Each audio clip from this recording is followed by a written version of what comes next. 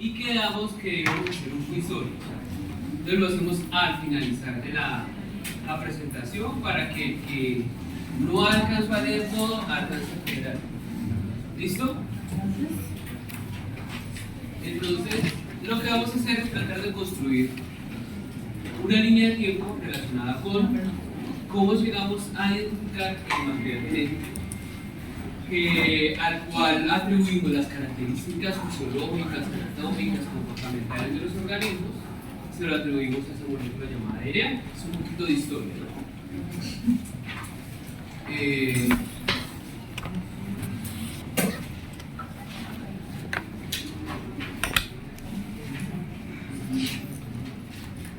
Listo, entonces iniciamos con todo este cuento de polimorfismos, que fue lo que hicimos cuando hicimos la introducción dijimos cuando hicimos la introducción de la estructura del ADN, hablamos de formas diferentes, ¿no? Y ahí partimos. Usted busca diferencias en las manifestaciones clínicas de un paciente, buscamos nosotros en biología molecular diferencias en las manifestaciones moleculares, es decir, en la estructura genética de los organismos. Pero este tema de variaciones o formas diferentes parte de la premisa de este señor.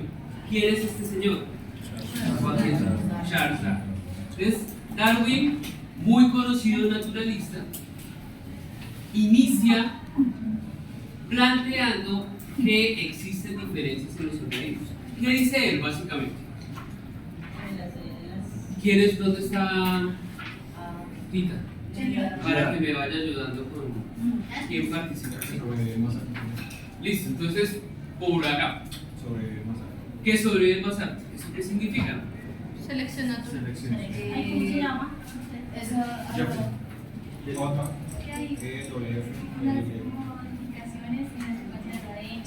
Modificación. Bueno, pero en ese tiempo él no sabía que existía esa llamada de por aquí. Él hablaba de las teorías de los genes, básicamente que sobrevivía o sea, las características que más resaltaban del organismo. Listo, entonces él habló de características que resaltaban. Mencionó algunas características. Las más favorables para la sobrevivencia. Las más adaptativas, digámoslo así. Entonces les permite sobrevivencia a los organismos. ¿Sí? Pues lo que yo recuerdo es que él, digamos que trabajó el concepto de mutaciones, no diciendo como tal mutaciones, sino que había, él decía que habían cambios que esos cambios generaban unas características que serían el fenotipo, ¿sí? Y que esos cambios hacía que los organismos se pudieran adaptar a las condiciones ambientales. De ciertas características que permiten la adaptación. ¿Sí? Pues no, es para completar un poquito la mitad, lo que él creía era que el cambio, bueno, la evolución se hacía fenotípicamente y no en genotipo. Bueno, él realmente no decía no se da su Bueno, no, porque pero tampoco pone fue la a más base. porque no tenía conocimiento de lo que ahora es simplemente creó la teoría del origen de las especies como manera de la supervivencia del más fuerte. Listo. ¿Qué hizo él? Se fue por el mundo a pasear con el Beagle en Islas Galápagos y en diferentes regiones de América Latina, de Sudamérica, perdón, y empezó a ver que había diferencias en los organismos, pero que esas diferencias tenían cierta agrupación, entonces encontraba cierto grupo de organismos parecidos que tenían alguna similaridad con otros en otras islas, y a eso le llamó variación, que esa variación tenía una relación con un ancestro anterior. Entonces armó todo el cuento de la herencia, y entonces pareciera que hubiera un progenitor y que ese progenitor tuviera características que iban generándose a través de la línea de evolución de los organismos. Entonces dio la tendencia o dio la idea de que existía un ancestro común. Y adicionalmente habló de la selección. Ciertas de esas características permiten que unos organismos sobreviven y otros no. Y por eso los biólogos hablan de la famosa selección natural. ¿Qué es la selección natural? Una mano invisible que dice este sí, este no, este sí, este no, este sí, este no. Pero en la medida que el que sí pasa a la siguiente generación es porque tiene algunas características que le permiten sobrevivir a el medio ambiente, ¿cierto? Bien, de ahí parte el tema de diferencias o polimorfismos. Luego viene este señor. ¿Qué hace este señor? Las leyes de la Sí, por acá. Pues él dice que los genes no se recombinan, sino que cada padre hereda uno a cada uno. Que no se recombina. Hereda totalmente su herencia genética al hijo o al descendiente, y hay un gen recesivo y otro dominante. Y ahí es donde viene el cuadro de Punnett en la ciudad. Bueno, entonces ya un poco más allá dice que hay unas características, se le llama paquetes de organización, y establece unas leyes de cómo se transmite la información. ¿Qué más? También lo que digo, una parte que se le contra la información es pues, la teoría del gen recesivo. Del gen recesivo y dominante, la ley de los alelos. Entonces, cómo no se transmite la mezcla de los dos, sino como que predominancia. Listo. Hablo de alelos. ¿Qué son alelos? Lo tienen ahí. ¿Qué son alelos? Es la posibilidad de que sí, que se no, es que no es manifestación. Hay unos genes, ¿no? Sí, hay unos genes y entonces hay dos formas, el homocigoto y el heterocigoto, ¿cierto? Bueno, hay unos genes y hay unos que son dominantes y otros recesivos. ¿Sí? Y es lo que vemos en la naturaleza, Exacto, ¿no? sí. Predomina en cierta región ciertas características. En el caso de nosotros nos tocó cabello oscuro, ojos oscuros, piel o tez morena, y por allá en otros países les tocó lo peor: ojos azules, ojos verdes, monos, rizados. Y entonces esa predominancia es lo que llamó dominante, ¿cierto? Y habló de unos que son recesivos. Y aparte habló de homocigosis y heterocigosis. Y esa homocigosis es que, ¿a qué le llamamos alelos? A las secuencias de ADN. Bueno, es una secuencia de ADN, son variantes para una característica. Entonces, técnicamente le llamamos formas alternativas de un gen. Esas formas alternativas del gen es lo que va a construir, después sabemos que por recombinación, una característica particular. Entonces, como somos organismos dioicos, es decir, nuestra reproducción permite que el padre aporte una información y la madre otra información, entonces tenemos por lo menos 2 alelos para cada característica. Eso sin hablar de excepciones como multialelos y todas las excepciones de las pequeñas. Entonces, para cada característica tenemos 2 alelos. Por eso él habla que esa pareja puede ser o iguales o distintas. Y ahí entonces hablamos de homocigosis cuando son iguales y heterocigosis cuando son distintas. Listo. Y eso permitió sentar las bases de la genética y tratar de explicar, si no todo, la gran mayoría de fenómenos de transmisión de la información. ¿Por qué nos interesa a nosotros? Porque ahí metemos todo. Las características que nos gustan, como las enfermedades también que nos disgustan. Y entonces ahí incluye todo ese paquete. Y entonces plantea las 3 leyes básicas. Esto es recordar un poco lo que vemos en el colegio. Las 3 leyes básicas dependen. Algunos hablan de 2 leyes. ¿Cuáles son esas leyes? La ley de la uniformidad, la ley de la segregación de caracteres y la ley de la combinación independiente de esos caracteres. ¿Qué dice la ley de la uniformidad?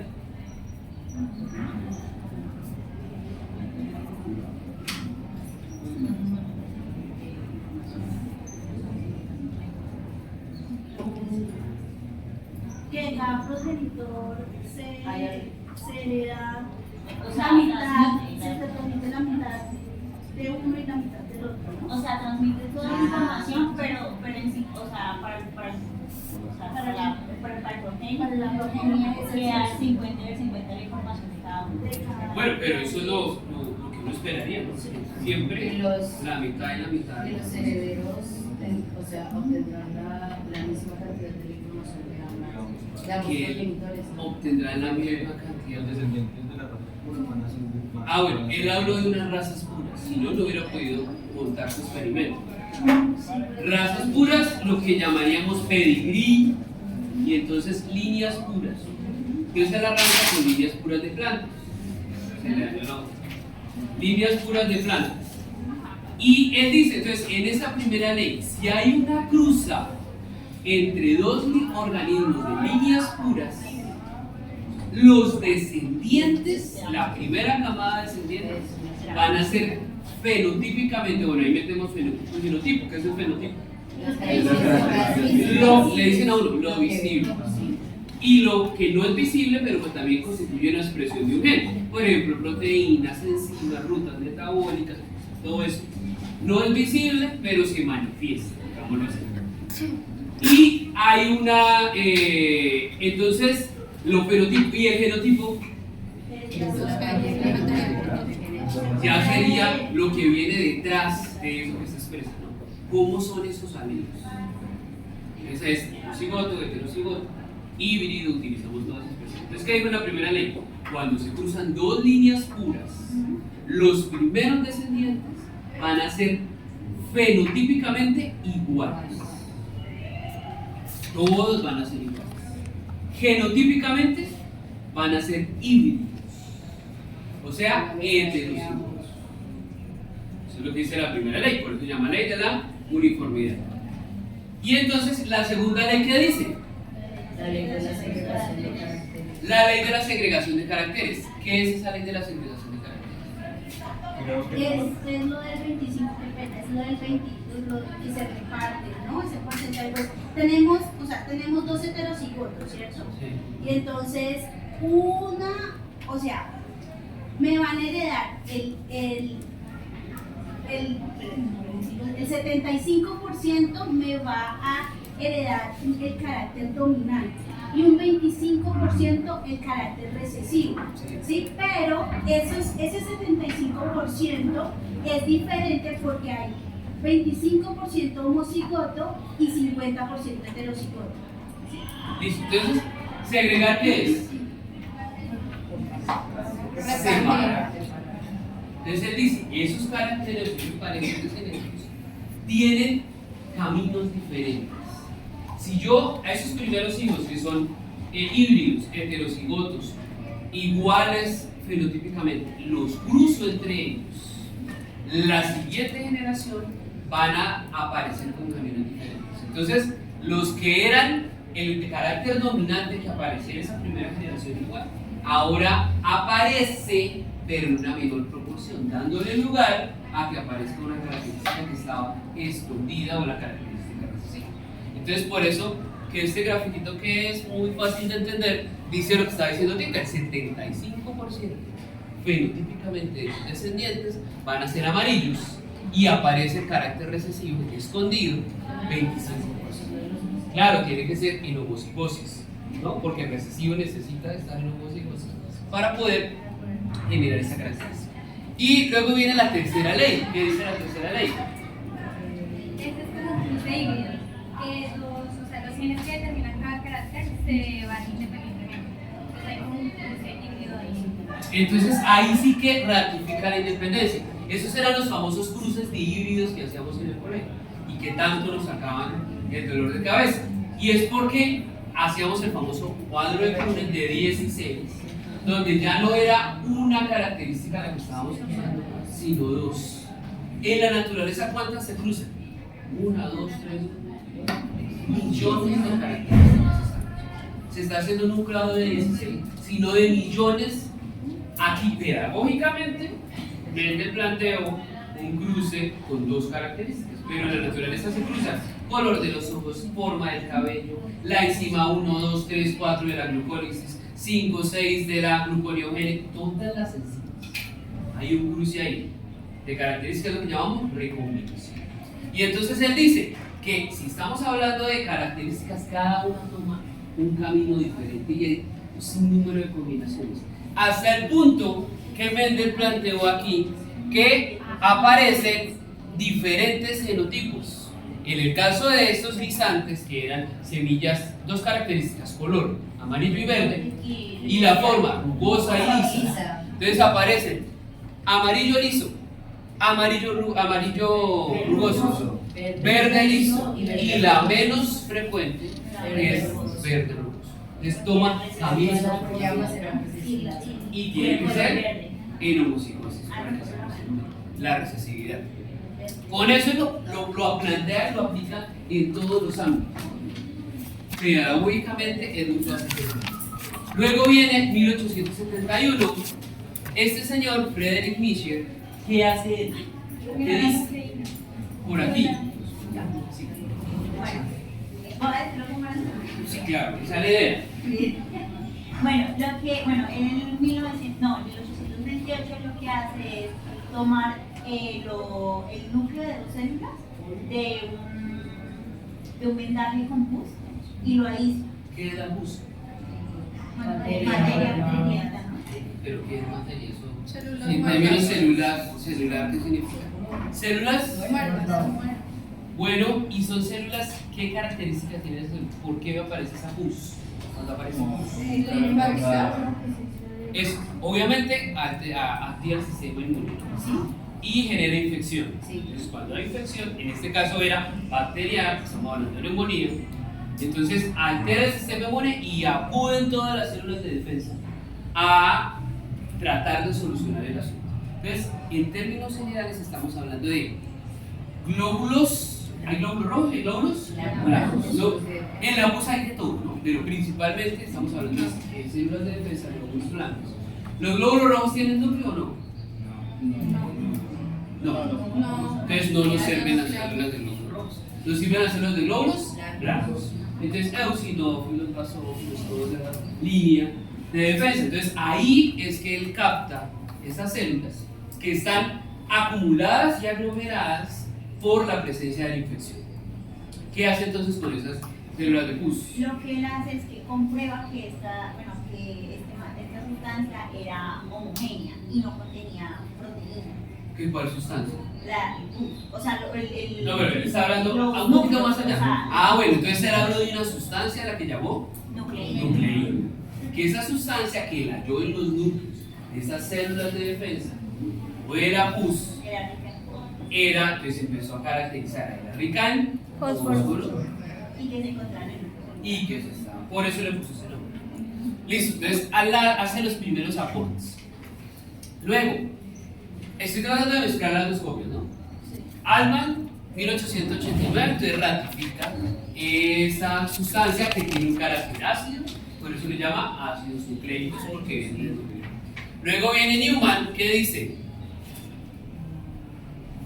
que hace un aporte adicional y es que ya mete los componentes de esa nucleína, que son las bases nitrogenadas.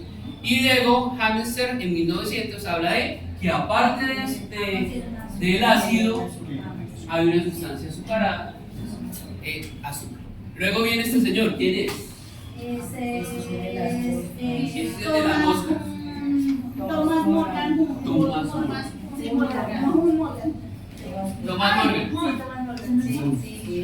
Esa es la drosophila melanogaster. Listo, entonces él hace experimentación con un modelo animal que tenga ciclos de vida cortos, que permita observar características específicas y que eso pueda ser medible en términos genéticos. Listo, ¿qué descubrió él?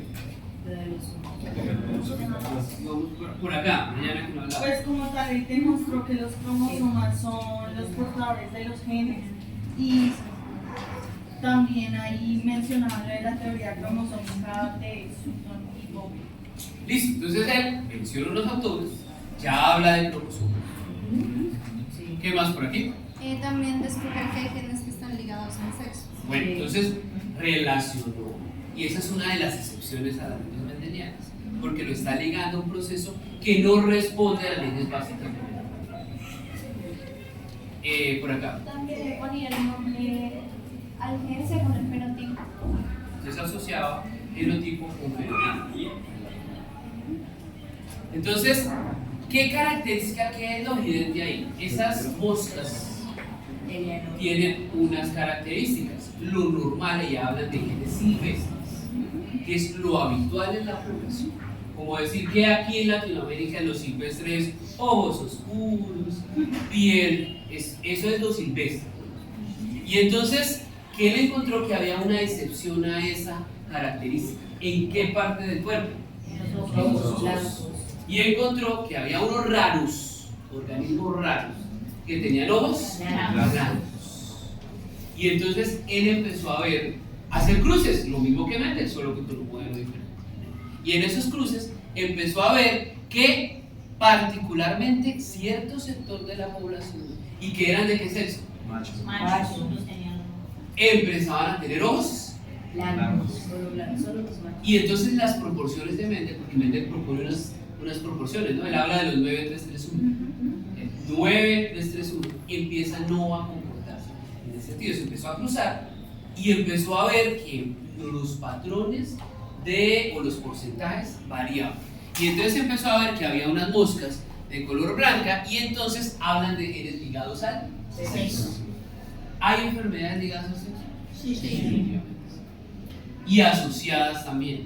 Entonces, que se presentan más en los machos que en las hembras. Caso particular, La hemofilia. la hemofilia, que es la de mostrar, ¿no? ¿Qué es la hemofilia? Es una incapacidad para coagular la sangre. Una capacidad del factor 7 de coagulación, ¿cierto? ¿En quiénes se presenta o dónde históricamente? Los hombres.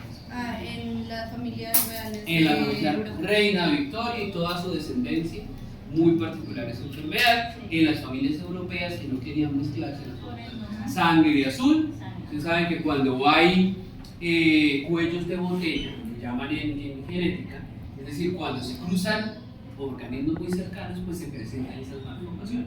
Por eso la iglesia le dice a la población, prohibido relaciones entre hermanos, primos muy cercanos. Claro que eso entre primo y primo dicen por ahí, y eso ya se viene formando, pero la idea es que por eso, digamos que hay cuña política y es la religión no es absolutamente mala, sino permite ciertas reglas a la población y que de alguna manera, estoy defendiendo la religión, permite que la población que sobrevivamos, ¿no?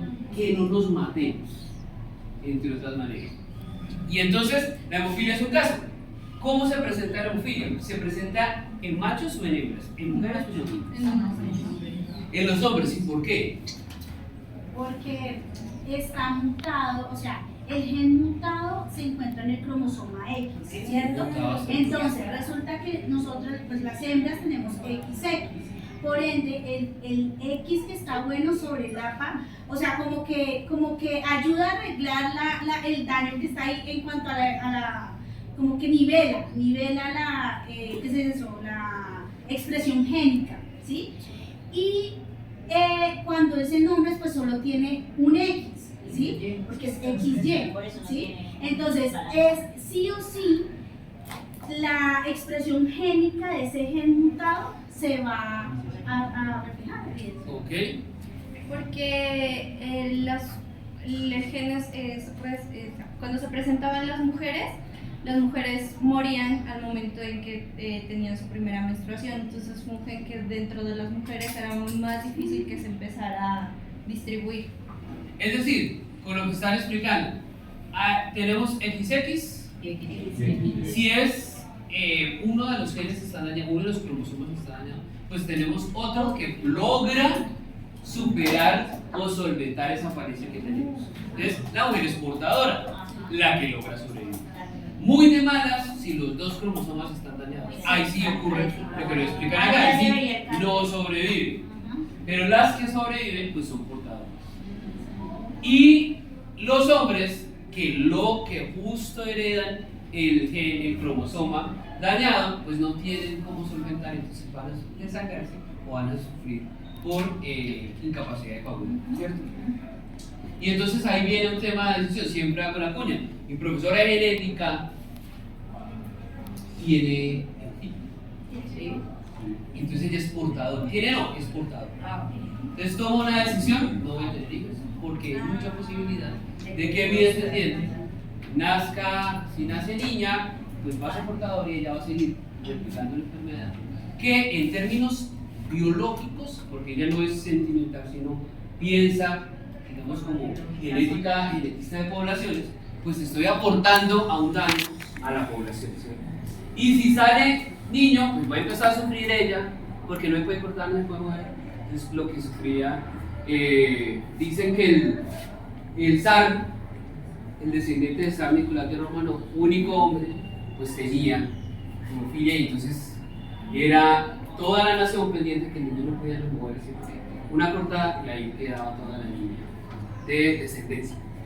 Entonces, están asociados a muchas de las enfermedades que sufrimos, que es el caso de la mujer. Entonces plantea el mapa cromosómico, habla de la teoría cromosómica, y entonces el otro es el otro Mendel, que plantea ya una explicación, le da una ubicación a esos patrones de herencia, y entonces habla de la herencia de los genes en conjunto.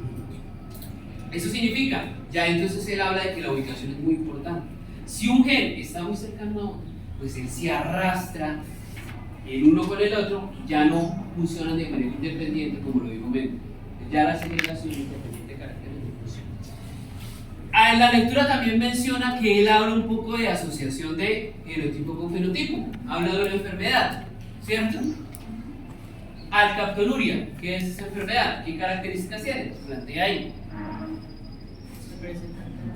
Pigmentación, piedras en la próstata, depósitos en pigmentación en los cartílagos, de ciertas características, y él lo asocia con una enzima que hace parte del ciclo de la degradación. Ustedes saben que hay unas rutas, ¿cierto?, que en bioquímica le explican a uno que todo va encaminado a que funcione bien, a obtener energía. Y entonces la primera línea de producción de energía, ¿cuál es? Glucólisis, que está pegada al ciclo de Krebs, y entonces viene todo el proceso. Pero hay unas rutas alternativas, ¿cierto? Cuando hay exceso de energía, entonces se activa la gluconeogénesis, que es la vía contraria, pero también hay unas rutas, vías de las pentosas fosfato, la degradación. Entonces cuando empieza a haber ausencia de azúcar, que es el combustible inicial, entonces empiezan a activarse las rutas. ¿La degradación de qué? De grasas. Y entonces viene la ruta de los ciclos de los ácidos, degradación de ácidos grasos. Y cuando ya no hay grasa, entonces ¿qué empieza a activarse? ¿Qué empieza a comerse? La proteína, músculo. Entonces empieza a comerse la proteína. Y entonces todas esas rutas están interconectadas, que llamamos integración metabólica en bioquímica. Todas esas rutas están conectadas, y una de esas rutas permite meter a los aminoácidos, que son las constituyentes de las proteínas, en una ruta para finalmente caer en el ciclo de Krebs, que es el que nos va a permitir la mayor obtención de energía aeróbicamente, ¿no? Ya cuando no hay oxígeno, viene el asunto. Y entonces una de esas rutas, en uno de esos puntos de la ruta donde hay degradación del fenilpirúvico al maleico, entonces viene una enzima, el ácido homogentísico, y esa enzima es la que está fallando, y es lo que produce ese tipo de enfermedad. Entonces ya él hace una asociación de datos clínicos con estructura genética y lo asocia indirectamente con esas enzimas. Entonces ya ahí hace unos aportes inmensos. Listo, entonces las copias dicen que para la primera mitad del siglo XX pues no se sabía si era el ADN o las proteínas, porque el primer actor o importante eran los proteínas. Eso fue lo primero que empezaron a trabajar. La cristalografía de rayos X, los estudios de secuenciamiento, todo era encaminado a proteínas. Entonces sabían si era ADN o las proteínas. Habla de 3 razones por las cuales se podría pensar que eran las proteínas el material genético. ¿Cuáles son esas 3 razones? Esas son de las copias viejitas, ¿no?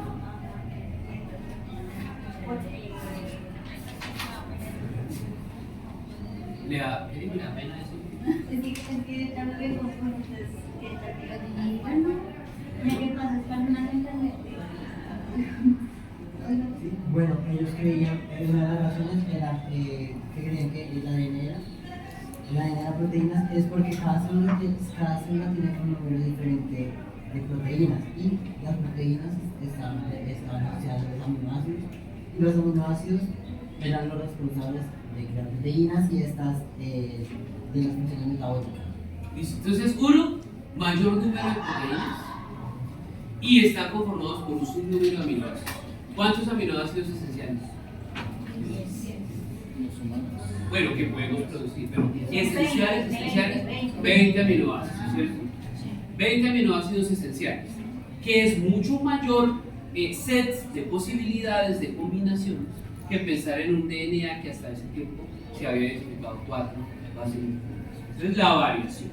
2, una asociación entre enfermedades, lo que estaba explicando el compañero y lo que estaba diciendo Morgan. Hay una asociación específica entre enfermedades y una enzima que falla. Entonces, es muy entendible que hubieran pensado en las proteínas como factores. Entonces, y finalmente eran responsables de un carácter biológico característico y eran responsables de unas enfermedades. Entonces era muy lógico pensar en las proteínas como factores hereditarios. Se tenía una idea errónea de lo que era el ADN. El ADN era un armazón, algo invariante, inestable, digamos que no cumplía una función dinámica en la estructura. ¿Cuáles plantea ahí que eran los problemas para pensar? Entonces, ¿por qué empezaron a dudar que las proteínas pudieran ser el material genético? Hablan de unas razones ahí. Y las razones son de, digamos que ya un análisis de procedencia. ¿Quién determina cuál es la secuencia? ¿Quién determina que va una fenilalanina, una valine, isoleucina, prolina? ¿Quién determina el orden de esas estructuras? ¿Ellas mismas? ¿Cómo? No había un mecanismo que pudiera explicar de una manera bioquímicamente lógica para dar un sentido a esas proteínas. ¿Qué molécula dicta esa secuencia? Entonces empezaron a explorar en otras biomoléculas. ¿Cuántas biomoléculas hay?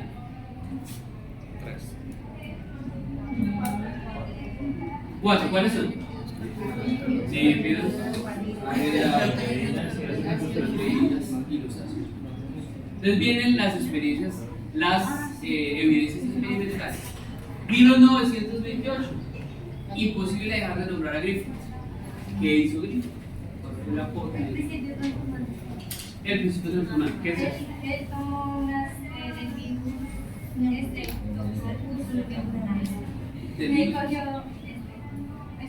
Eso le iba a preguntar, tengo una pregunta de eso. En una de las copias habla de Streptococcus de neumonía y en la otra Diplococcus. Sí, era. Esa era mi pregunta, o sea, ¿cuál de las dos? Diplococcus fue el nombre inicial. Lo que pasa es que ahorita hay una reorganización taxonómica con este tema de la biología molecular. Entonces, sí, lo reorganizamos. Entonces, Streptococcus pneumoniae finalmente. Streptococcus pneumoniae, pues primera observación, ¿es virus o bacteria? Bacteria. Streptococcus pneumoniae. ¿Qué pasa con el Streptococcus? Bueno, él tomó una cepa S que era virulenta y una R que no era virulenta. Entonces él aplicó la S a las ratas y las tenían neumonía y morían. Y la R les aplicaban y no les pasaba nada. Luego calentó la cepa S, como matando esa bacteria, y no morían. O sea, estaban bien. Luego aplicaba esa, la S, luego la R, y se daba cuenta que ellas morían. Entonces concluyeron que había un principio transformante en la cepa S. O sea, que quedaba algo en la cepa S que hacía que las R se volvieran S. No voy a contarlo. Con el calor lo que moría era S. No. No. Cuando calentaron la cepa S, lo que se desnaturalizó, bueno, lo que se degradó fue la cápsula de polisacáridos que tenía, que hacía que fuera ella resistente al sistema. En otras palabras, el que muere, ¿quién es? El organismo. Pero todo lo que viene dentro de la célula, particularmente el ADN, que es muy estable, él perdura mucho tiempo y resiste todo tipo de cambios. La gran mayoría. Entonces, hablan de que están hablando de una enfermedad causada por Streptococcus pneumoniae, que es una enfermedad, un tipo de neumonía, ¿no? Un tipo de neumonía. Y él habló que lo normal es que el silvestre, lo normal es que él genera daños en el tejido, ¿cierto? Y esos daños en el tejido es lo que nosotros traducimos como enfermedad. Mata al paciente. En este caso estamos hablando de un paciente, un animalito que es el ratón, ¿cierto? El patógeno, ser patogénico es lo habitual de esa bacteria. Pero como siempre hay un raro en la población, biológicamente hablando, es alguien que se sale del esquema, un grupito de bacterias tenían una característica, es que eran apatógenas, no eran patógenas. ¿Cuál era la razón? Porque ellos no tenían la cápsula de polisacárido. La cápsula de polisacárido generaba una sustancia que permitía invadir los tejidos y dañar el tejido, que la bacteria, que es heterótrofa, se alimente del tejido. Entonces, a él le llamó a las cepas S, por el inglés, lisas, la llamó cepas S, y a las R, a las no patógenas las llamó R. ¿Por qué las llamó R? Por rugosa, ¿pero por qué? Porque cuando plaqueaban en un medio microbiológico, las patógenas se veían como si tuvieran un barniz encima brillante, entonces se veían lisas. Y las no patógenas, que las cultivó también en medio microbiológico, pues se veían sin el barniz. Entonces él le llamó rugosas. Entonces hablamos de dos sexos. Listo. Hacen entonces el experimento. En la primera fase del experimento, ¿qué hacen? Ahí están representando en rojo bacterias, y las que tienen la capa de mucílago son las que tienen como una cobertura amarilla ahí, ¿cierto? Entonces, ¿qué sucede? ¿Quién me explica la primera imagen? Por acá. Cuando se inyectaba la cepa S con las bacterias virulentas, pues el ratón no se moría. Listo, es lo normal, ¿no? Si tengo bacterias patógenas y las inoculo en el ratón, entonces el ratón, pues, listo. La segunda imagen, por allá. Bueno, ponen a calentar la cepa S. Antecitos. ¿A la segunda? Sí. Feliz inyectaban la cepa R y el ratón no moría. Inoculamos el ratón con cepas R y lo lógico es que no. Listo, ahora sí. ¿Qué pasa en la Ahora tercera? sí, en la tercera, que ponen a calentar la cepa S, se le elimina la cápsula que la protegía. Le inoculaban esta cepa al ratón y el ratón no moría. Listo, entonces cuando dicen calentaban, ¿qué hacían con ellos? La ponían en un termal a que se bañaran y entonces le quitan la cápsula. ¿O qué sucede cuando las calientan? Bueno, hay una hipótesis: o pierde la cápsula. ¿Cuál es la otra? Se matan las bacterias. ¿Qué es lo que uno hace? Voy a esterilizar el agua que me va a tomar, se la pongo a hervir. Pongo a hervir el agua, mijo, para poder tomar. Entonces, matamos las bacterias. Entonces, están eliminando las bacterias. Entonces, el material está ahí, pero estoy eliminando las bacterias. Inoculo, ¿y qué pasa? El ratón. Listo. La última parte, ¿cómo en qué consiste la idea que se le ocurrió a Griffith? ¿Qué hace él ahí? La voz en esa él combinó las cepas, o sea, los restos de las cepas S con la de la CR y se las inoculó al ratón y se murió. Porque las CR se transformaron en virulentas. Entonces, ¿qué hizo él? Cogió las S muertas por calor, las mezcló en una solución, obviamente con toda la rigurosidad para que no hubiera septicemia, y las mezcló con cepas R, no patógenas. Hizo una mezcla ahí, inoculó el ratón. ¿Qué es lo que esperaba él? Que viviera, porque tengo muertas, los muertos no reviven, y tengo vivas pero no patógenas. Entonces, por ningún lado podía dar que el ratón muriera. Pero ¿qué encontró él? Que el ratón murió cuando él sangró el ratón y extrajo la sustancia y cultivó, encontró ¿qué? Bacterias. ¿Qué pasó ahí? La resurrección de los muertos vivientes. Pues que las bacterias habían desarrollado como una protección. Que las vivas habían desarrollado la resistencia. Y para que las vivas hubieran desarrollado es porque algo se les metió al material genético que hizo que expresaran esta cápsula. ¿Ese algo que fue? Pues el material genético de las muertas por calor, porque como dijimos, el ADN es muy estable y entonces sobrevive, digámoslo así, permanece íntegro, y entonces a eso le llamó transformación, el principio transformante. Eso nos da una idea que las bacterias entre ellas se comunican y se pasan información, se recombinan y logran expresar una característica. Entonces, conclusiones.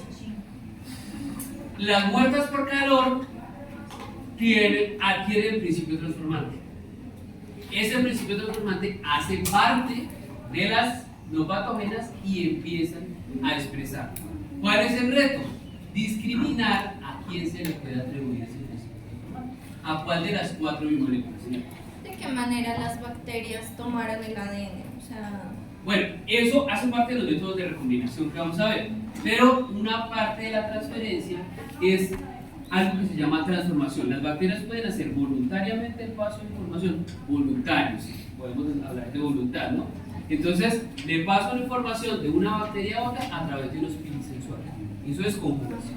Pero lo puede hacer también que la bacteria abre sus poros y recibe material externo. Como es similar, empiezan una recombinación y asumen ese material. O puede ser por virus, que son vectores de la información y inoculan o insertan el material genético.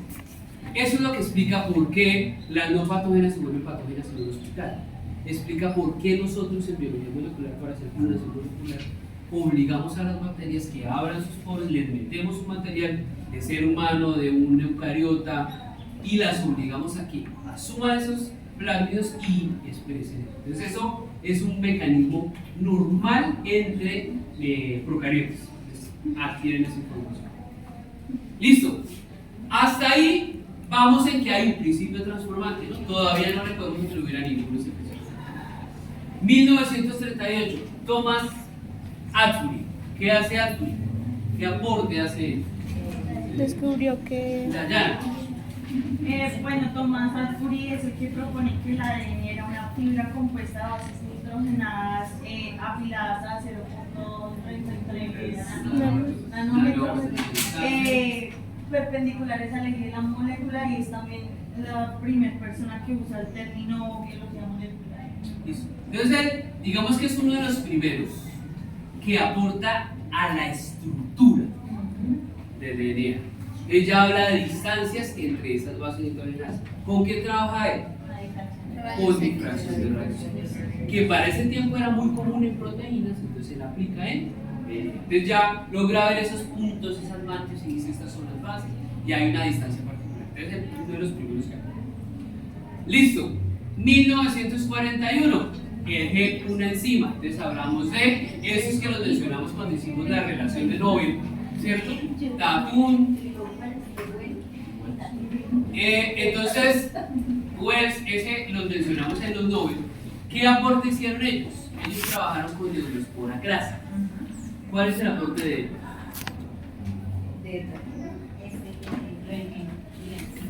Listo.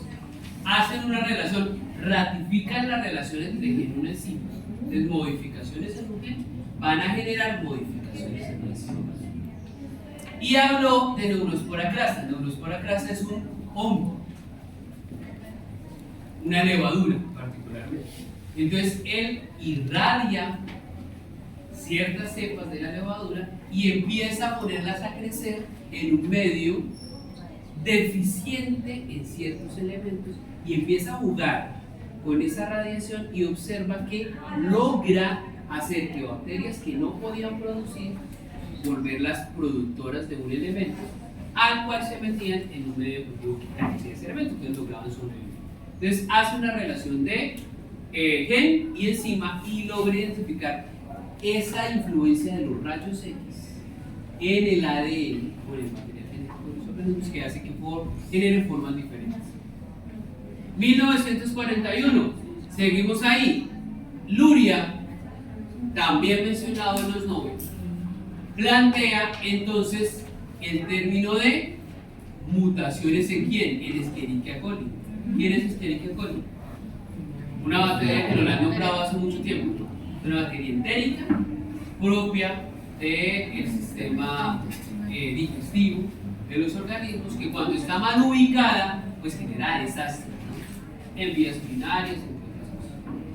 Entonces él encontró que esas variaciones, a las que llamó variaciones o mutaciones, eran habituales en los microorganismos, y esas variaciones eran heredadas, y esas variaciones generaban cambios en los organismos. Entonces aporta a la estructura. 1944, Avery, McLuhan y McCarthy. ¿Qué hacen ellos? Lloran. Entonces, siguen trabajando con el principio transformante. Ya, ¿cuáles fueron las dudas que quedaron? No había quien responsabilizar. Entonces tenemos que empezar a descartar dentro de las 4 biomoléculas. ¿Qué hicieron ellos entonces? Utilizaron enzimas que degradan las proteínas. Claro, entonces empezaron a usar enzimas para hacer una checklist. Tengo proteínas, lípidos, carbohidratos, empiezo a degradar cada uno de esos principios. Este cuadrito resume los experimentos que hicieron. Entonces aquí tenemos en la primera columna el tratamiento realizado sobre el lisado. ¿Cuál es el lisado? El lisado es células S, bacterias S, patógenas, las elimino por calor, purifico eso y esa sustancia que me queda de purificar es lo que voy a llamar el lisado. Listo, entonces dice, si no le hago ningún tratamiento al lisado y lo mezclo con bacterias R, si no le hago ningún tratamiento al lisado y lo mezclo con bacterias R, ¿qué pasa con el ratón? Se muere. Muere, porque eso ya lo había descubierto Griffith, ¿no? Hay una transformación bacteriana, se expresa esa característica y las R se vuelven S y matan al ratón. Listo, empiezo a hacer el experimento.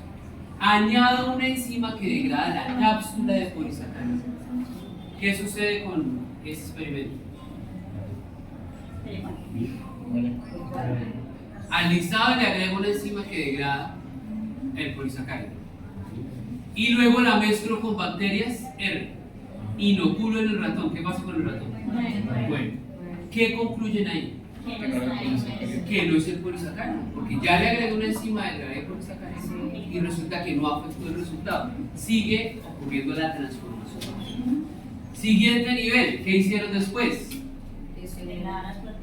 Una enzima, tripsina y quimiotripsina, que degrada las proteínas. Entonces ya elimino proteínas, mezclo con bacterias R, no patógenas, lo inoculo en el ratón. ¿Y qué pasa con el ratón? Se muere. Listo. Siguiente nivel, ¿qué hacen? Se extraen los ácidos nucleicos. Agregan una RNasa que degrada el RNA. Mezclo ese lisado con RNA, lo mezclo con bacterias R, inoculo en el ratón. ¿Y qué pasa con el ratón? Se muere. Entonces tampoco es el RNA. Listo, último nivel del experimento. Utilizo unas DNAs que cortan el DNA. Y entonces lo inoculo con bacterias R, lo inoculo en el ratón. ¿Y qué pasa con el ratón? Entonces, ¿qué puedo decir ahí? Que al degradar el DNA no hubo transformación bacteriana. Por tanto, el responsable de la información genética es el DNA. Ya tengo un gran indicio para concluir.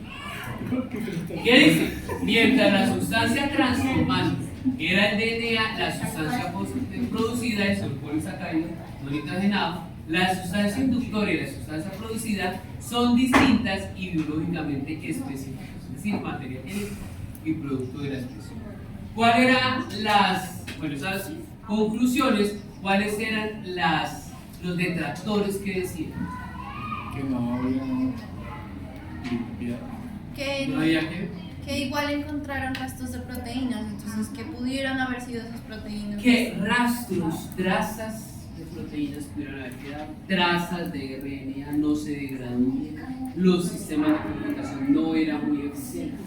Y entonces hubo que perfeccionar la técnica para poder afinar esa estructura. Listo, 1950, muy conocido, Erwin Chargaff. ¿Qué dijo Chargaff?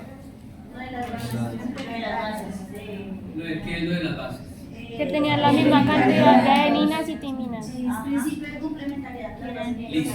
Entonces él hace cromatografía y en esa cromatografía, digamos el experimento que hace, le ponen a uno que coge un papel, coge restos que tenga colorantes, un colorante, y empieza a ver que el colorante va subiendo por el papel y va encontrando unos colores diferentes que van ubicándose en una posición distinta en el papel.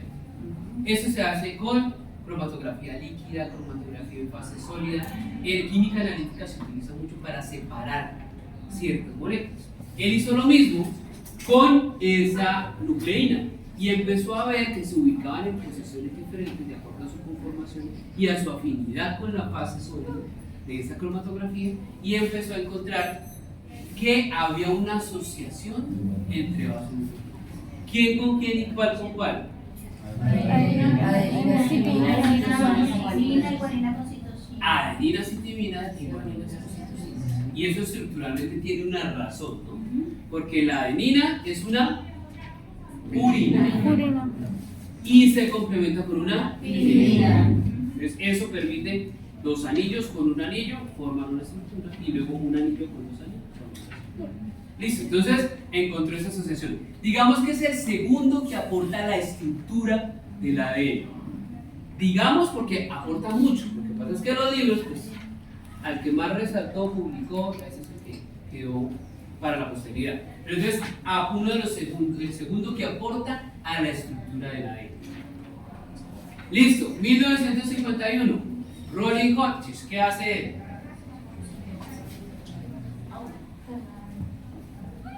Ese no sea la lectura. No sé nada. Listo, sigue experimentando con el principio transformante. Solo que él ahí va a mezclar otra característica. Ya no solo la presencia de cápsula, es decir, patógenas y no patógenas, sino que le va a meter otra información: resistencia a penicilina y susceptibilidad a penicilina. Entonces, ¿qué hace? Mezcla. Entonces coge Streptococcus pneumoniae, cultivo de células S susceptibles a penicilina. Susceptibles a penicilina. Eso es lo normal, ¿no? Que sean patógenas y que usted le ponga penicilina y muera. En eso se fundamentan los antibióticos. Entonces, hace el cultivo, extrae, elimina las bacterias, extrae el material genético, lo purifica, y ya estamos hablando de sistemas un poco más avanzados de purificación, y las combina con lo raro, R, no patógenas, y que sean resistentes a penicilina. Listo. ¿Qué hace? Entonces, ¿qué hace? Mezcla todo eso y encuentra cuando plaquea todo tipo de variaciones. Entonces encuentra bacterias SPNS, es decir, patógenas susceptibles a penicilina, RPNR, rugosas, resistentes a penicilina, y las más raras, que son las que cambiaron de rugosas a lisas y de susceptibles a resistentes. Pasaron de susceptibles a resistentes y de rugosas a lisas. Ahí se aplica el principio de segregación independiente de los caracteres mendelianos. Entonces, cada uno coge por caminos distintos. Con eso prueba que no solo con la característica de patogenicidad, sino también con la resistencia, puede comprobar que el material genético es el ADN. 1952, estos dos esposos, Hershey y Chase, ¿qué hacen? ¿Cuál es el aporte de ellos? ¿Quién dijo yo? Ellos descubren que los virus afectan a las bacterias dentro de ADN, ¿no? ¿Señora? Ellos dicen que los virus afectan a las bacterias por medio del ADN. Bueno, entonces ellos ya exploran otra opción, y es trabajar con bacteriófagos. Nos enseñaron en biología fundamental, biología celular, que los bacteriófagos son los patógenos de las bacterias. Ellos también hay quien las friegue, las bacterias. Entonces, esos bacteriófagos que tienen esa forma muy bonita, caérica, con sus paticas se posan sobre las bacterias, es una microfotografía electrónica, ellos transmiten su información. ¿De qué partimos? Que los fagos tienen un ciclo lítico y un ciclo lisogénico. En el ciclo lítico, en el ciclo lisogénico, ellos pueden meter su información y pueden vivir atemperados ahí por mucho tiempo. Y cuando deciden salir, activan el ciclo lítico, que es el de multiplicarse, dañar la membrana y la pared celular y salir millones de unidades de ellos reproductivos para invadir nuevos bacterias. Listo, ¿qué otra característica utilizaron? Entonces debían utilizar como marcador una estructura atómica, un elemento que sea específico de las proteínas y específico del ADN. Aquí este experimento, aunque están trabajando con bacterias, pero el objetivo no es probar que las bacterias tienen el ADN como material genético, sino es probar que los virus, ¿por qué tienen que utilizar bacterias? Porque los virus solitos muertos, ellos necesitan una vacuna. Entonces no vayamos a confundir, el experimento es dirigido a virus. Listo, entonces, para proteínas que utilizaron de marcador, Azufre.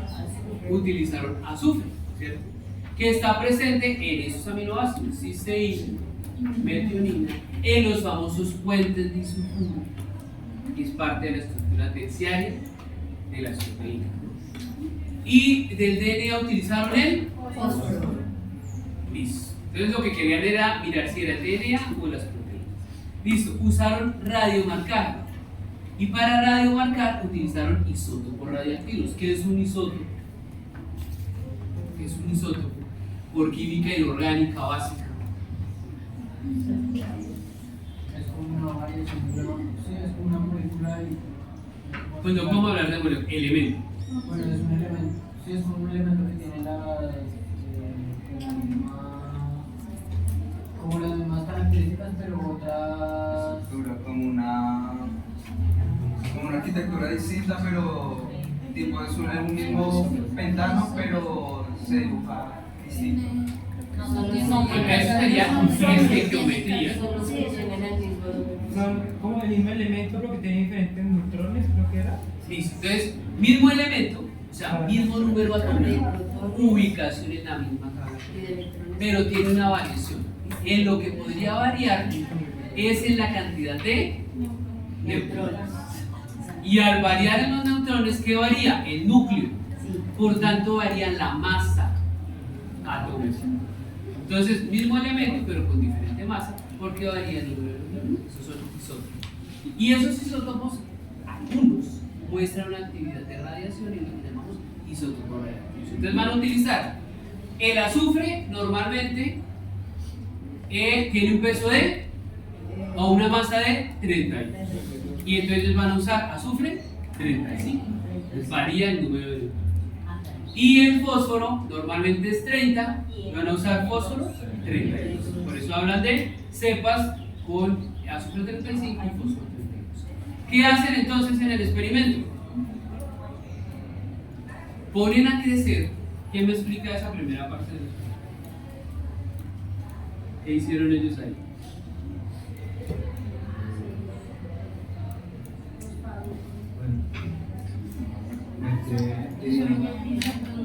Insertan los virus marcados y le insertan bacterias para que ellos se puedan reproducir. Lo primero es que si tengo que utilizar como marcador, tengo que reemplazar el fósforo normal por un fósforo que es un isótopo radiactivo y el azufre normal por un isótopo radiactivo.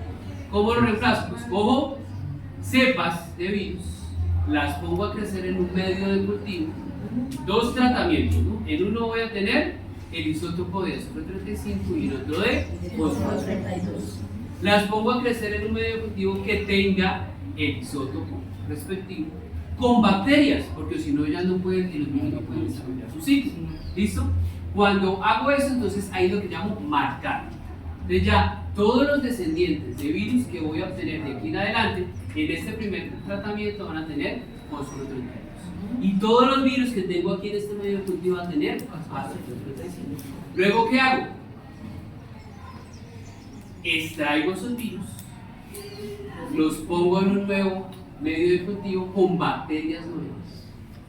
Y arriba voy a tener las que tienen el azufre 35 y abajo las que tienen el fósforo 32. Le llaman experimento de la batidora o de la licuadora. ¿Por qué? Sí. ¿Qué querían hacer? Que ellos se posaran sobre la bacteria, no completaran su ciclo lípido. Entonces, para eso removieron a los virus y solo les dieron la oportunidad de que metieran su proteína. ¿Qué obtuvieron acá en el primero? El primero que es con radioactividad con azufre 35. Luego tomaron toda esa sustancia que tenía bacterias y tenía los virus, los centrifugaron. ¿Y cuál fue el resultado?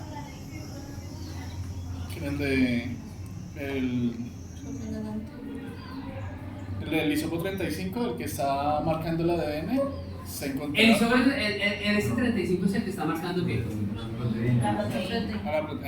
Claro, la proteína es parte de los aminoácidos. Bueno, el isopo 32 que está marcando el ADN se encontró dentro de la bacteria. Y en el caso del isopo 35 que marca la proteína no se encontró dentro de la bacteria. ¿Cómo supieron que se encontró dentro de la bacteria? Porque el radiomarcaje, en este caso el de abajo, voy a arrancar por acá, por ahí arrancaron ustedes. El radiomarcaje, ¿dónde se encontraba? En el fondo. En el fondo. Entonces, ¿qué dice? Ya entendemos el experimento. Si es el ADN, el virus metió su información genética, solo su información genética.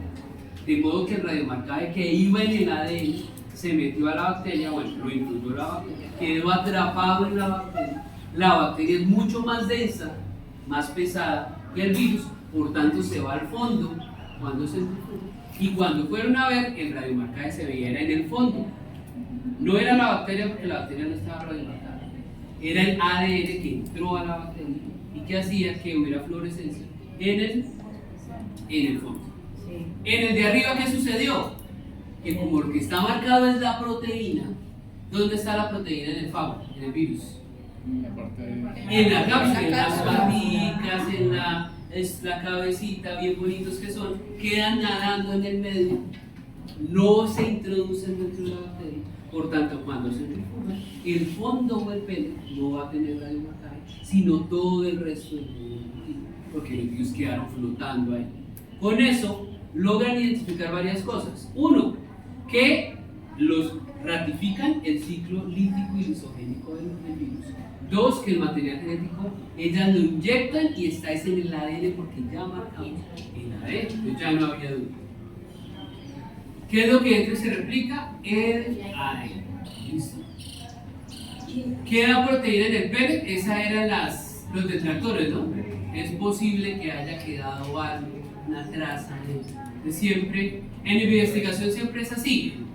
El que va en contra de lo que usted propone como teoría, y en eso, por eso es que es viva la investigación. Siempre hay alguien que le critica su experimento, si no, no podríamos avanzar. 1950 al 53 aparece esta señora, Rosalind Franklin, muy famosa. ¿Cuál es el aporte de Franklin? Ella descubrió que el ADN presentaba grupos fosfato que se encontraban en el exterior, hacia el exterior, y también que se podían hallar de dos formas, que serían de formas de hélice, que es ADN-A y ADN-B.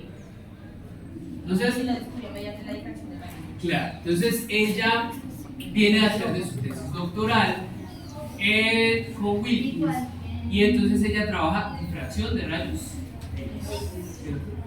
Muy conocida por ser la víctima de la investigación, la más famosa de las víctimas de investigación. ¿Por qué? Que le robaron la fotografía. Porque entregó toda su vida a la investigación, logró dar los aportes más importantes a la estructura. Viene la tercera persona que habla de estructura, ¿no? Ya habíamos hablado de Atwood con las distancias de las bases, Chargaff con la asociación entre purinas y pirimidinas, y luego viene Franklin diciendo ya una ubicación de las bases nitrogenadas, proponiendo, de acuerdo a una microfotografía que ella saca, una posibilidad que es la que aparece ahí al ladito de la cara de ella, esa estructura como en X, ¿no? Y es muy diciente la estructura, y eso permite que ella haga su exposición de tesis doctoral en un congreso. ¿Y quién estaba ahí? Watson y Crick, que los pintan como los malos. Watson y Crick, y Wilkins, que era su tutor de tesis, que se dio las imágenes que ella tenía como tutor, y ahí es donde los profesores cometemos muchos errores, ¿no? Es decir, el trabajo del estudiante, usted no tiene por qué Y todavía pasa. Y todavía pasa. Sí. Cuénteme por qué. No, he conocido casos que, sobre todo en los doctorados, ¿no? Porque resulta que cuando hacen el doctorado, casi siempre pues les asignan estudiantes, digamos, de pregrado, ¿sí? Para que les ayuden a hacer como una parte de los experimentos y que eso les sirva como trabajo de grado a los de grado, ¿sí? Entonces a veces pasa que publican los resultados del trabajo de los estudiantes de pregrado como si fueran propios y no les da pues, ni el crédito. ¿Dónde debe ir? Si usted es un estudiante de pregrado que es un trabajo, parte de una tesis doctoral, usted no tiene que ir en agradecimiento, no tiene que ir en la puntuación. Es decir, uno de los autores que usted contribuyó de manera significativa a que esa investigación se hizo. ¿Qué fue lo que no pasó ahí? Hacen la publicación y entonces en la publicación aparecen ¿quiénes? Watson, Crick, Wilkins y no aparece ella. Lo triste de la historia es que ella muere ¿por qué? Por la radiación. O sea, ahí sí. ¿Qué es lo bueno? Que esta historia se replica y se replica de generación, pero nunca va a morir. Y bueno, ahí quedaron la parte más de Watson y Crick. Se ganaron el Nobel. Y él vive todavía, muy famoso, pero digamos que ella se inmortalizó con ese aporte que hizo. Listo, bien, 1953. ¿Qué hace Watson y Crick?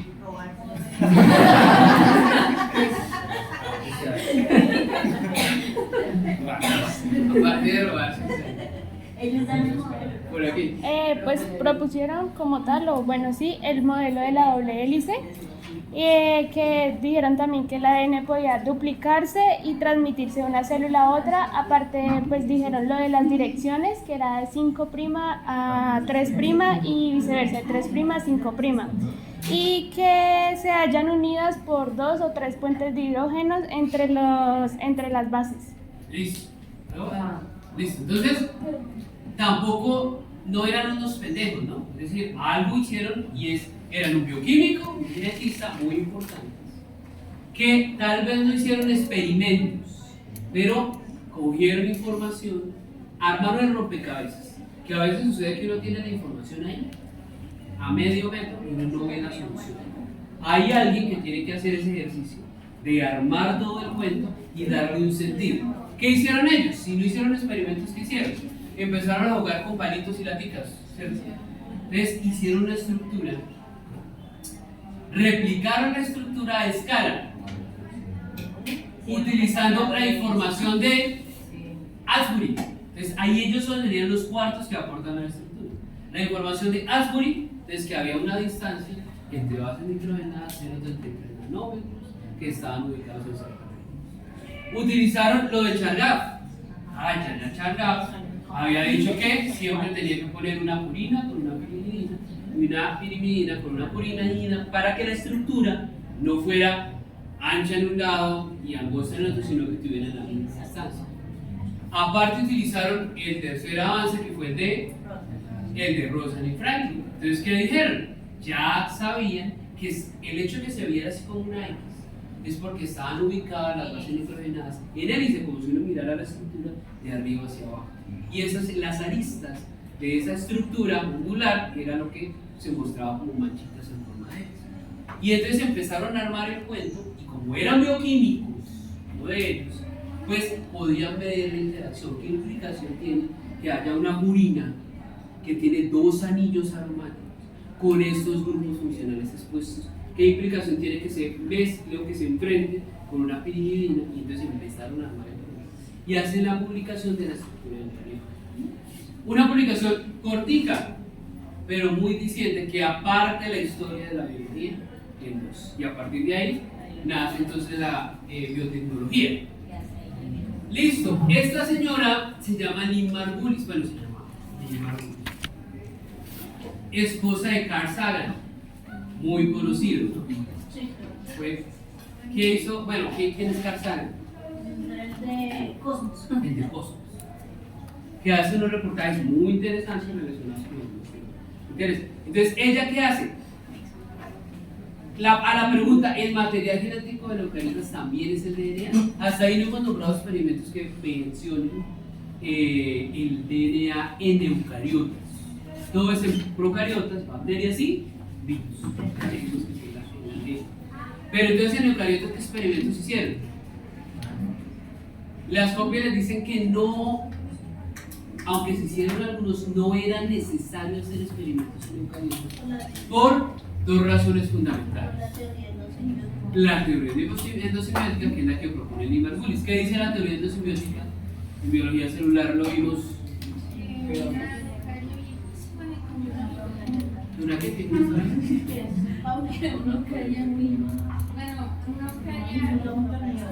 Bueno, sí, se comió una mitocondria.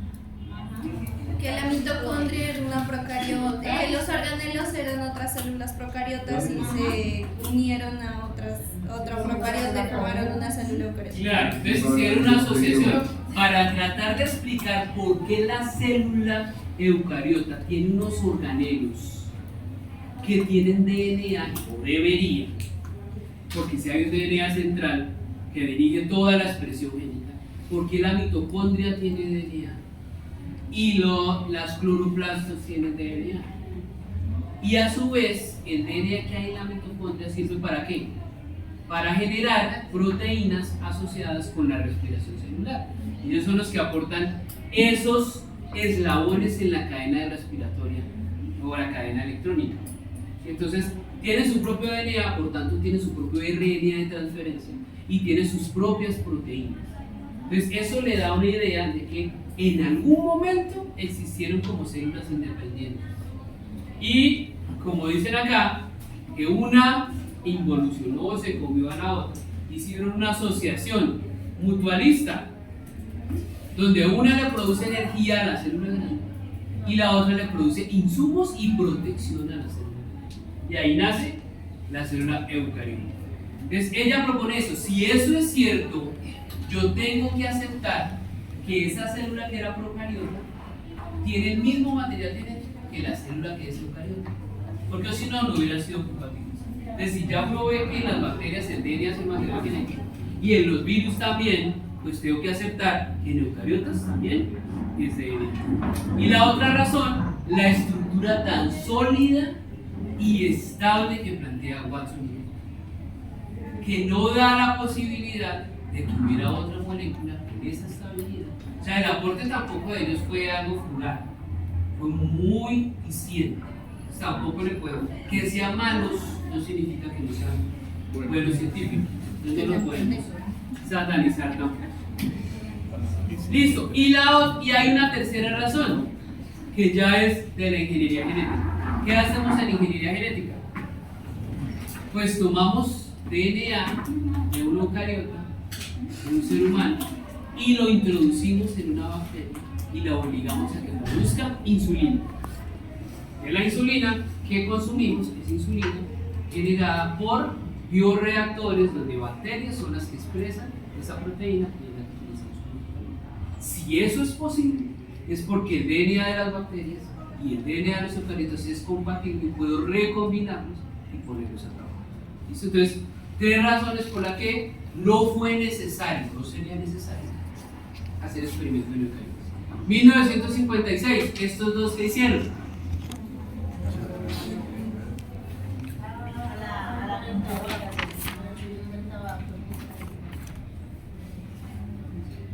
Eso está en las copias nuevas. Sí.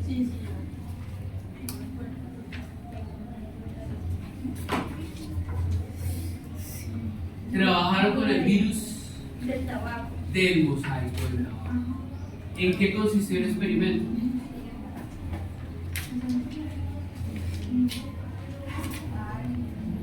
El virus del mosaico del tabaco tiene una estructura lineal, obviamente tiene un material genético y tiene unas proteínas que lo cubren. Ya no es tan bonito como el de las patitas, pero lo que hicieron ellos fue aislar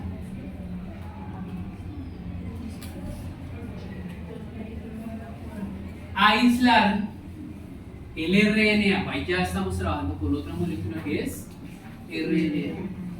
Aislar el RNA y ponerlo directamente sobre hojas de tabaco.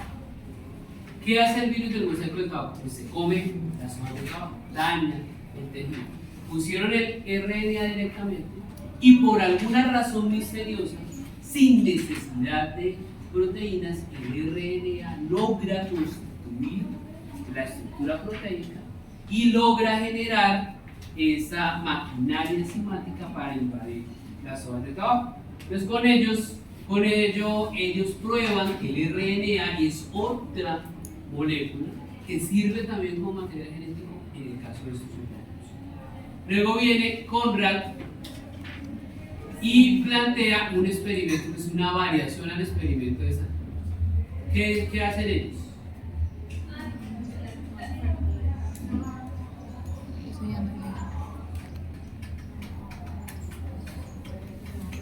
¿Por qué me da una idea que allá ya no alcanzaron a leer?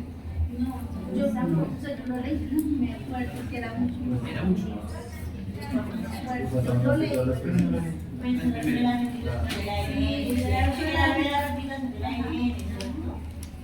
Bueno, él hace una modificación en el experimento anterior. Y entonces coge cepas, que ahí las pintan en rojo y azul. Cepa tipo A, cepa tipo B. Y lo que hace es un híbrido, construye un híbrido, donde aparece acá cuerpo azul con RNA rojo, solo para hacerlo más visual, ¿no? Y cuerpo rojo con RNA azul. Y los pone a crecer en hojas de tabaco y luego aísla el virus. ¿Qué se esperaba? Que el que tiene cuerpo azul pues sigue siendo cuerpo azul y el que tiene cuerpo rojo sigue siendo. Digo que es una forma pedagógica de hablar, ¿no? Obviamente no es el tema. Y entonces ponen a crecer y encuentran que el que tiene RNA tipo A o rojo en la imagen va a tener cuerpo A, es decir, desaparece el B y el que manda la parada es el RNA, es el que está constituyendo el material. Y en el otro lado igual, el que tiene tipo B, azul, pues el cuerpo va a ser totalmente azul. Entonces con eso hacen una modificación y demuestran que el RNA es el que identifica o logra la expresión genética, manda la parada. Luego viene la era moderna de la biología molecular. En esa era moderna de biología molecular aparece primero Michelson y Stahl, muy conocidos. ¿Qué hicieron? ¿Cuál es el aporte de ellos? Ellos replicaron ellos confirmaron la replicación semiconservativos. Ya, bien. Listo, 1968 hablan del sistema de restricción, también los mencionamos en los 90, ¿no? Albert, Smith, ¿qué hicieron ellos? Nathan. Por aquí. Ellos como tal descubren los sistemas de restricción de las bacterias, entonces lo que plantea era que las bacterias infectadas por un virus liberaban enzimas de restricción que los inactivaban al cortarles la secuencia de ADN. Entonces, enzimas de restricción, muy utilizadas, aún seguimos usando enzimas de restricción para todo. Entonces, enzimas de restricción restringen el crecimiento de, el caso particular de virus en bacterias, el mecanismo de defensa de las bacterias. Esas enzimas cortan y degradan el DNA de los virus. Entonces, ¿con qué trabajaron? Con una enzima de restricción llamada HIT2. Porque la extrajeron de una bacteria llamada Haemophilus influenza. Y entonces lo aplicaron para lograr restringir el virus SB40, que es típico de tumores cancerígenos, y lograron identificar 11 fragmentos. 10 veces cortó la enzima de restricción. Y decía que también a la vez liberaban otros tipos de enzimas que modificaban pues las bases del propio ADN y pues era como la autodestrucción, y que le llamaron así como sistema controlado de restricción y modificación de los hospedero. Listo, luego vienen esos dos que también los mencionamos en los Nobel. ¿Qué hacen ellos? Y la retrotranscripción. Explica la retrotranscripción. ¿Cómo es que virus que tienen RNA logran invadir a células hospederas que tienen DNA como material genético. Entonces, el sistema de retrotranscripción, la famosa retrotranscriptasa o transcriptasa inversa, que esa viola, esta imagen está en las copias, viola el principio que conocíamos, que de DNA se genera RNA y de RNA a proteína. No, aquí es al revés. De RNA genero DNA, ¿cierto? Y eso hace la retrotranscripción. Muy usado actualmente, porque hay unos PCR que son con retrotranscriptasa. Entonces, en el caso, por ejemplo, del COVID-19, necesitamos retrotranscripción para poder hacer el proceso de identificación con DNA. Con retrotranscripción. 1985, ¿qué hizo este señor? Eso es una técnica, ¿no? Es una técnica molecular que consiste en la amplificación de una secuencia de gen. Entonces obtenemos varias copias y obteniendo esas varias copias es que se pueden hacer los estudios como una secuenciación. Correcto. Entonces, parte de la historia, nuevamente parte de la historia de la biología molecular en dos. Si yo puedo amplificar, o sea, generar múltiples copias de un gen específico, puedo identificar, puedo hacer secuenciamiento, puedo hacer modificaciones genéticas, puedo hacer clonación. Entonces, aparece en 1993 premio Nobel por descubrir la reacción en cadena de la polimerasa. Reacción en cadena de la polimerasa. ¿Listo? Aplicaciones, identificación de individuos, secuenciación, técnicas que permitan la lectura del genoma completo. A partir de ahí se generó el genoma humano, investigación de filogenia y muchas de las aplicaciones que vimos en la primera clase. No, que iba a decir que pues con el descubrimiento de la PCR pues empezaron a producir pues todo para el proyecto del genoma humano. Exacto. Entonces a partir de eso empiezo a amplificar pedacitos, y luego armo todos esos pedacitos, armo los códigos y la secuencia completa de los cromosomas, ¿no? Para ya el genoma. Listo, 1989. ¿Cuál es el aporte del 1989? Primer tratamiento con terapia génica exitoso en niños.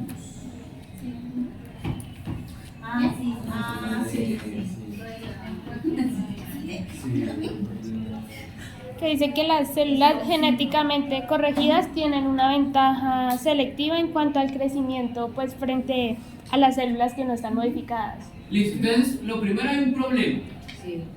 ¿Cuál es el problema? Síndrome de inmunodeficiencia combinada grave, ¿cierto? ¿Por qué es ese síndrome? Porque hay un déficit de la enzima adenosina de aminasa. Hay un déficit de una enzima llamada adenosina desaminasa ADA, tratada con terapia génica. ¿En qué consistió la terapia génica? Entonces, ¿qué hacen primero? Como eso tiene que ver con el sistema inmune. Entonces, lo primero es extraer esos linfocitos T por aféresis, que es una forma de aislamiento.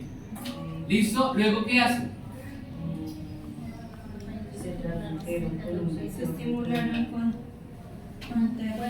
Como eso tiene un origen enzimático, entonces necesito estimulación con interleuquina, que es una biomolécula que va a inducir a que se generan anticuerpos particulares. Y hay una transducción. ¿Qué es transducción? Utilizo algunos virus como vectores para llevar esa estructura que ha sido estimulada y la llevo conteniendo el gen ADA modificado genéticamente. Es decir, como eso es un error metabólico causado por un error en la estructura del ADN, modifico la estructura y utilizo un vector, en este caso es un virus, para llevar ese gen modificado a las nuevas células. Luego, ¿qué hago? Pongo a crecer eso, ya con el gen modificado. A eso es lo que le llamo terapia génica. Luego que eso lo hago, entonces incorporo esas células a los pacientes y no ver si hay mejoría. Encontrar la mejoría. La función inmunológica de los niños tuvo niveles más altos durante el periodo de tratamiento. 2. Mantuvieron estables 2 años después del último tratamiento. mantuvieron el crecimiento del linfocitos T y obtuvieron el mismo tipo de infecciones de niños de su edad, es decir, comportamiento normal. A efectos adversos asociados a la terapia fueron mínimos, entonces durante el tratamiento fue efectivo. A eso es lo que llamamos terapia. Modificamos genéticamente, ponemos a crecer un tejido y ese tejido es el que utilizamos para reemplazarlo en pacientes que tengan una deficiencia para producir algún tipo de patología. Listo, 1977 aparece clonación, muy famoso, el experimento de Dolly. ¿Qué consistió ese experimento?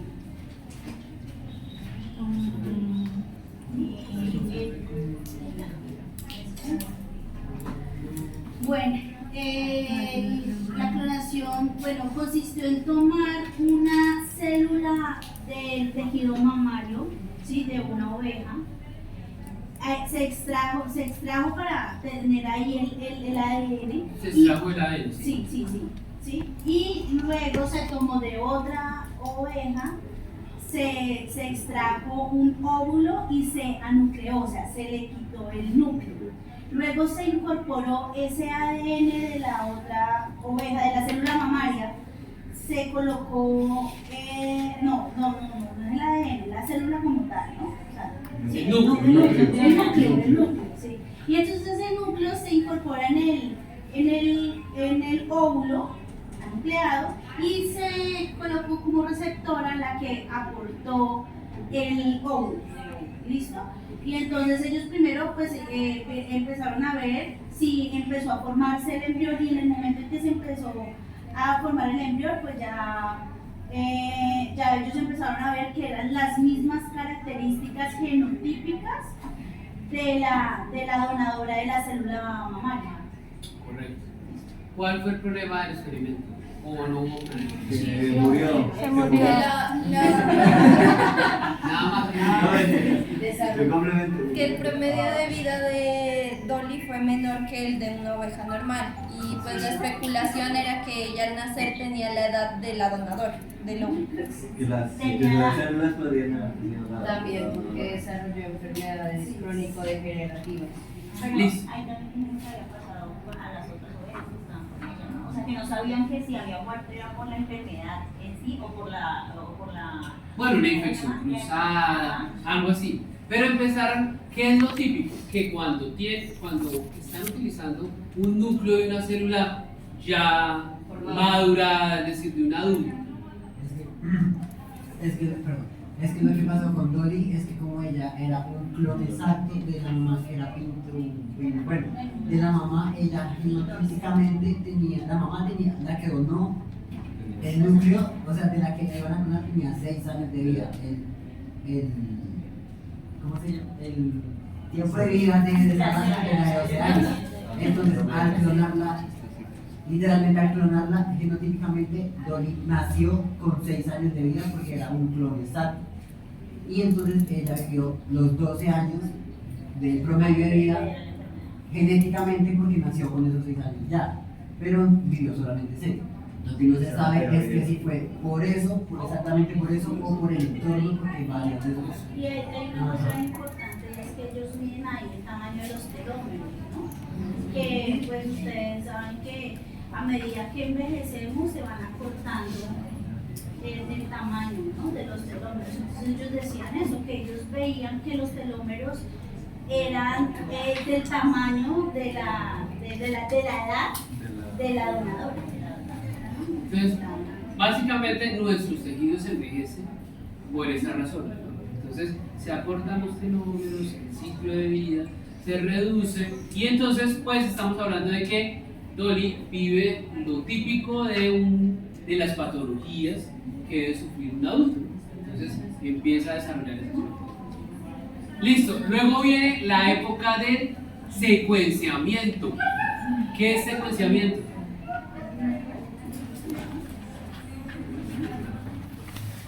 Es la época de la genómica.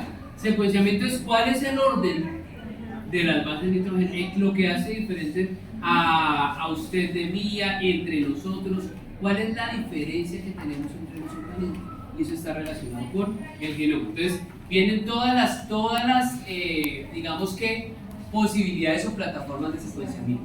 Para secuenciar yo necesito hacer PCR y luego hacer una segunda reacción utilizando unos métodos Sanger que utilizan unos reactores digitales, que vamos a ver más adelante. Pero entonces, lo importante es que el valor de secuenciamiento bajó significativamente en los últimos años, al punto que nosotros hacemos secuenciamiento con el corto presupuesto que maneja la Universidad. Entonces, $10 vale, les decía la sesión pasada, $10 vale el secuenciamiento de una región, 5', 3' y 3'. Nos envían la secuencia. Más o menos en cuántos son secuenciadores. Estamos hablando de muchos millones, pero no tanto es el valor del secuenciador, es el mantenimiento, los reactivos. Entonces, aquí se puede comprar secuenciador, pero si no hay suficientes grupos de investigación que lo usen, pues se va a subutilizar, entonces no tiene mucho sentido. Cuando uno va, por ejemplo, a la Universidad de Sao Paulo, que pudimos hacer un trabajo colaborativo con ellos, ¿qué hacíamos allá? Son muchos grupos, estamos hablando de que la mayoría de grupos hacen secuenciamiento. Estamos hablando de alrededor de unos 40 grupos de investigación. En una unidad hace secuenciamiento. Entonces vale la pena la inversión de los reactivos. Entonces nos ponían turnos, ¿no? Usted tiene 2 a 5, el otro tiene... Entonces de todos los grupos llegaban y todo el día el secuenciador estaba funcionando. ¿Aquí qué sería? Los 5 grupitos que estamos, pues sería subutilizado, sería muy grande la inversión. Y de hecho en Medellín montaron un centro de secuenciamiento, pero es mucho más costoso mandar a Medellín que mandar a Corea o mandar a Brasil, porque entre gran cantidad de uso, pues si yo mando a hacer una muestra me sale el doble. Entonces realmente creo que no fue muy bien intencionado, pero no se logró el resultado. Y como yo cuido mi presupuesto, pues antes, y lo normal sería colombiano apoya colombiano, pero pues si colombiano apoya me implica que voy a duplicar o triplicar los costos del proyecto, desde que me dan 3 pesos y me lo voy a gastar, entonces prefiero traicionar al colombiano y irme para otro secuenciador en términos de poder rendir el investigación. Listo, luego del secuenciamiento,